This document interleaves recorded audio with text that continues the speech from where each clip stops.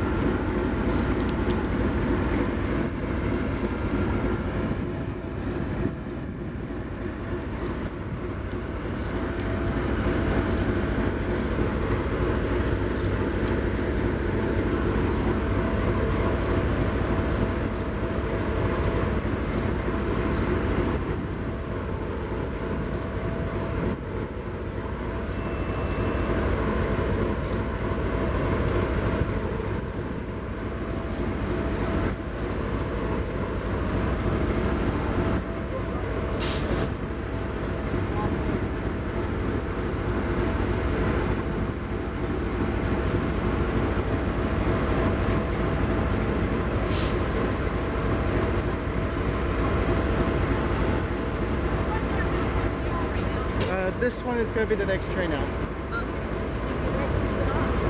Just down that way, by the red steps.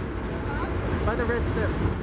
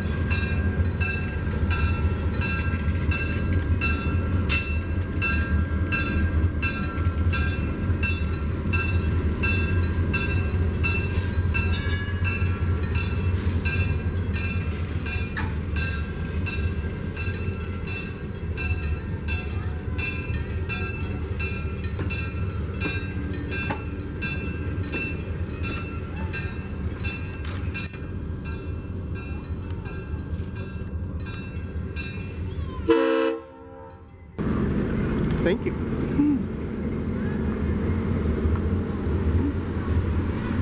So, oh, and good. Sit over there. I think I'm gonna take Go.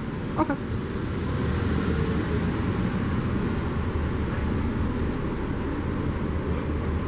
Excuse me, sir. Thank you. Sorry. No, come here.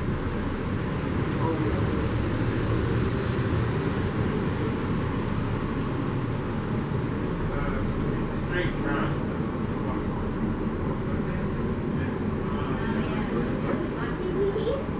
Yeah, you can see what's going on.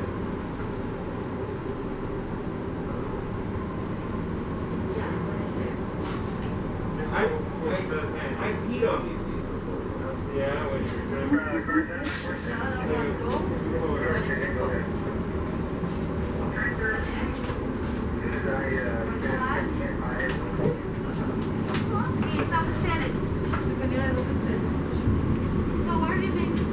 what?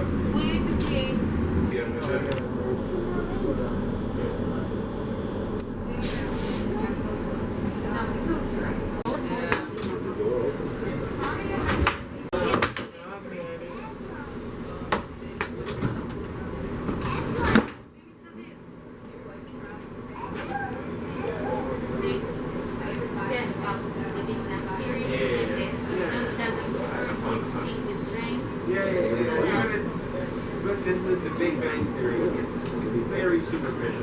It's not like it's not like, well, you know, it's a little avocado bit, you know, how it explains.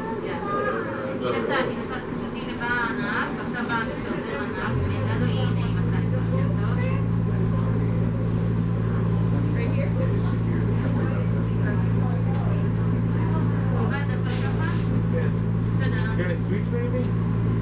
Staying 3 doors closing, staying 3 doors will be closing. You got any sweets? You want to switch with him? He's with us. Yeah, so you would feel. Sure, either way. Because we're together in any case.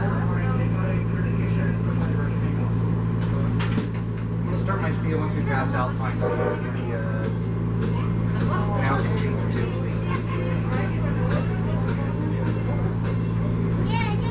Have you ridden this thing in LA before? No. No.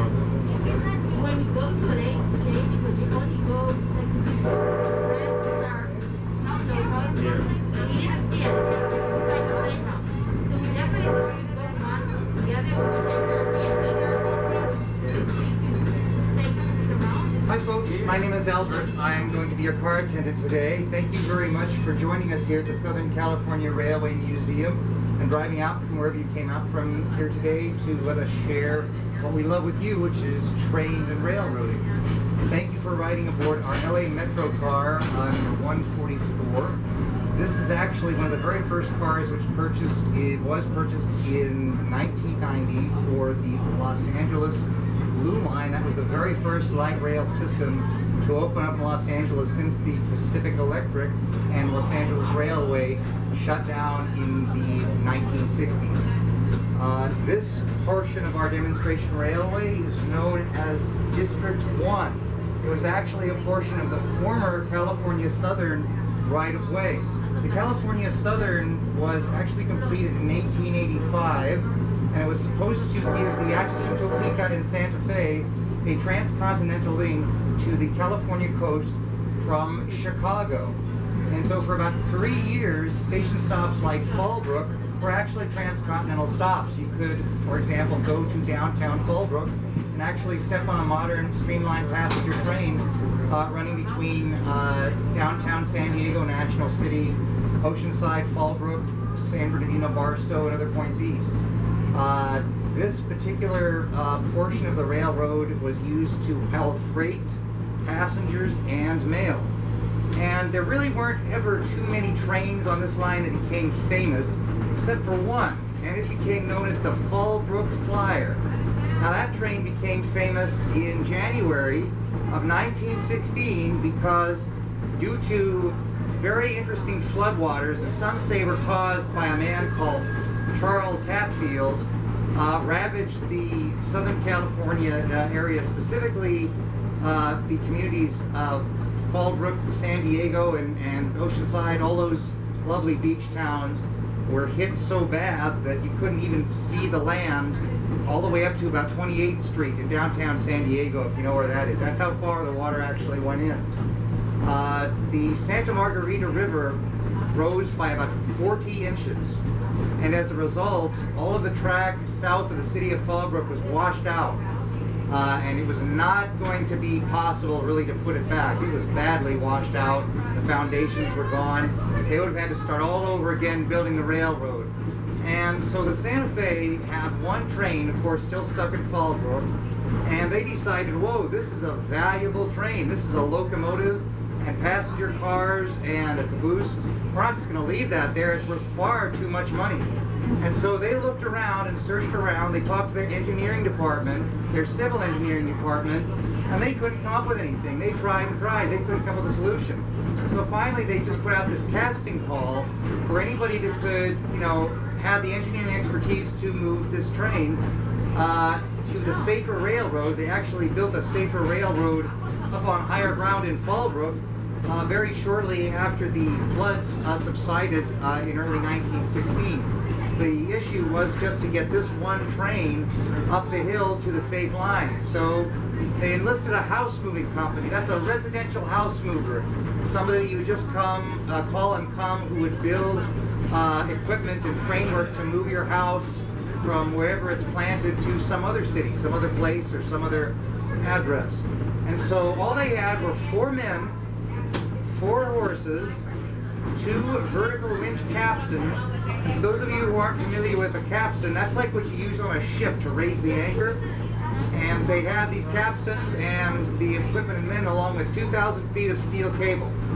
So in March of 1917, they finally got started moving this train. And what they did is they took track out from behind the train. They weren't going to use it anymore anyway, and moved it to the front of the train so that they could get the train moved 6,200 linear feet up elevation of about 435 vertical feet to the safer line in the same city. And that was finally completed in June of the same year. So it took from March to, so it actually took the Fallbrook Flyer from roughly January 20th of 1916 to about June 14th of 1917 to finally get to its final destination. And that's why it became famous, because it took 18 months from the time it departed Oceanside to the time it ended up finally being able to complete its journey. And it supposedly had 1 load left to deliver. And we also, I don't have them with me today, but we have photographs, recently discovered photographs, literally as recently as last week, of the actual Fallbrook Flyer. So if you come on future visits, I'll actually have some blow-ups of the pictures to show you and walk around the car with, so you can actually see what I'm talking about, as well as some other interesting pictures of the railroad infrastructure that once existed around the city of Fallbrook. And that is the story of the Fallbrook Flyer.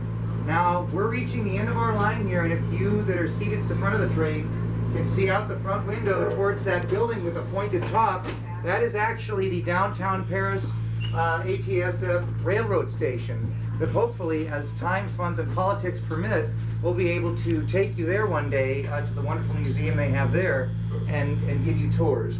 I'd also like to point out that this streetcar is actually very modern. So normally at this point I'd be explaining to you a little bit about electrical engineering and how we isolate things in this cab and change poles around so that we can shut this cab down and activate the other one. But this streetcar is so modern that it only takes a few minutes to do. It's like your car at home. You just stick a key in and set the direction and go. So we don't have to do that in this streetcar. It's practically new compared to most of our equipment that you'll see here. So now we're returning to the Pinakante Station at our Southern California Railroad Museum campus. And at this time I'd like to point out that each and every one of us, from our people who organize our railroads, the people who come up with the funding, who maintain it and operate it, we're all volunteers. We all love this, trains and railroading so much, and we enjoy the privilege of being able to share it with you. And we're we're always looking for more volunteers to come out and enjoy this hobby with us. And I'd like to tell you about two of our volunteers that actually became very famous. Ward and Betty Kimball. For those of you who have been to Disneyland or who have seen many of the movies made by the Walt Disney Company, Snow White, Bambi, the Seven Dwarfs, things like that, you're probably familiar with Ward Kimball, at least seeing his name as a screen credit. Now, Ward was an animator, and not a computer animator though, literally doing cell animation.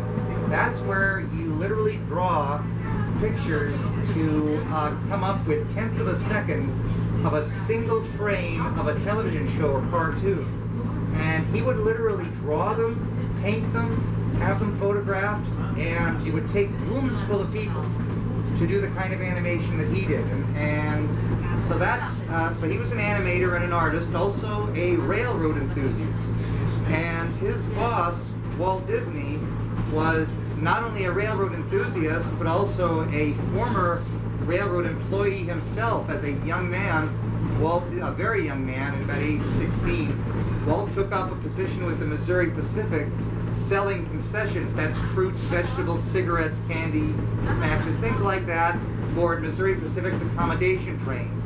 And in those days, he worked the trains that went between Missouri and Kansas, and he got to really love and learn railroading through these experiences. In those days, trains would actually have to stop and push boxcars out of the way occasionally. So Walt had many opportunities to learn operations and business. They have 2 locomotives and assorted passenger and freight cars, along with a whole bunch of other interesting pieces of equipment. And that's inside the Grizzly Flats barn, which is open today. So if you want to go on tours of that, you can. And so we're returning now to Pinakante Station. And at this time, I'd like to also again extend another big thank you for driving out from wherever you drove out from today to let us share with what we love so much with you, which is trains and railroad. The locomotive you see going by is actually available for you to rent, so to speak, for about 15 minutes. One of our instructors will take you out in that, and you can actually see what it's like to be the engineer and to be one of our volunteers. So if you'd like to do that, there's an additional fee for that, and you can organize that at the Pinakante Station here. So at this time, I'd like to ask everybody to go ahead and gather your family and personal belongings, and make sure you have your tickets, because they are useful on all of our trains. We have our District 1 mainline train, as well as our Los Angeles Railway narrow gauge streetcars outside the Pinakante Depot, and your tickets are good. I don't know how long we're going to have the other locomotive out, but at least for right now, you can reserve run the throttle time on it if you want. So thank you again for joining us on our excursion today. And the door to the front of the train will be the only door that opens. So you'll exit away from me. Thank you. You're very welcome. Thank you.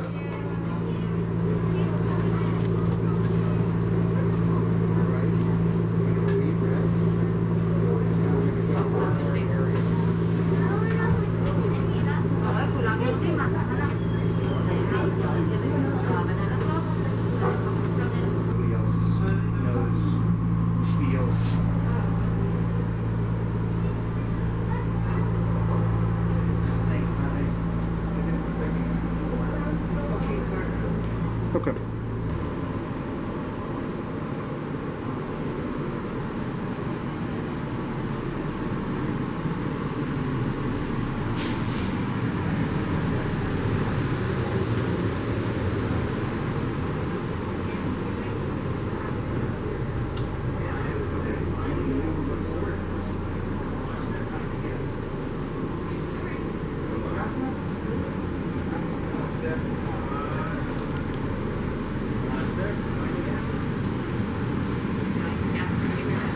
All right, thank you very much, guys. See you around. Watch that. All right, thank you. Again.